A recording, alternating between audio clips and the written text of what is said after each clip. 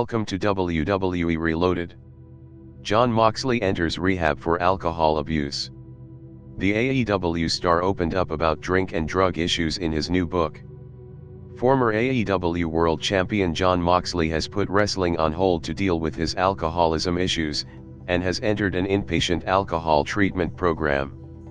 Moxley's decision was announced by AEW President Tony Khan late Tuesday night after the former WWE champion allowed him to share the news.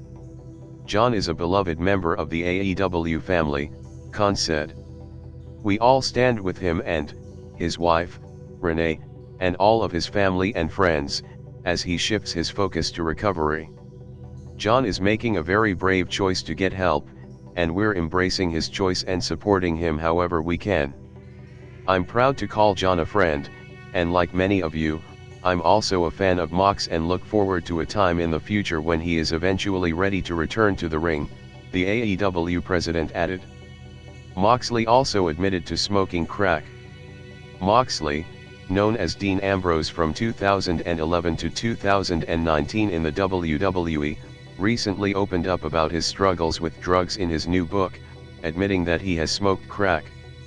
During his wrestling career, Moxley's titles include the AEW World Championship, WWE Championship, WWE Intercontinental Championship, WWE Raw Tag Team Championship, WWE United States Championship, and Money in the Bank 2016. Paul Heyman finally breaks silence on Brock Lesnar's suspension. Paul Heyman is surprised that Brock Lesnar was brought back by WWE, only to get suspended. Brock Lesnar destroyed everyone in his path on SmackDown following his Universal title loss to Roman Reigns at Crown Jewel. Lesnar beat up Roman Reigns, the Usos, a bunch of other WWE superstars, and several backstage personnel as well. Adam Pearce also faced the wrath of the Beast incarnate and was put down by Lesnar with 2 devastating F5s. Lesnar was suspended and fined $1 million following the attack. Paul Heyman made an appearance on this week's edition of WWE's The Bump. The special counsel to the tribal chief had an interesting reaction to Brock Lesnar's suspension and made it known that it took him by surprise. I am not paid by Brock Lesnar. I'm not concerned that Brock Lesnar can afford the $1 million. My concern is for SmackDown. From whose does Brock Lesnar pull that $1 million from? It amazes me that WWE went out of its way to create this huge surprise, not only for the WWE Universe but for your tribal chief, Roman Reigns, and special counsel, Paul Heyman, by bringing Brock Lesnar back at SummerSlam, and then, WWE is all surprised when Brock Lesnar is Brock Lesnar. What did everyone expect was going to happen when Brock Lesnar appears on SmackDown? We're gonna have a bunch of smiles, and handshakes, and kissing a bunch of babies. Man. He's a beast. That's the box office attraction about Brock Lesnar.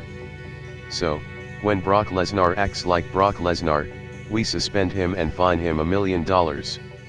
I have no invested interest in Brock Lesnar's business, personal or professional, said Paul Heyman.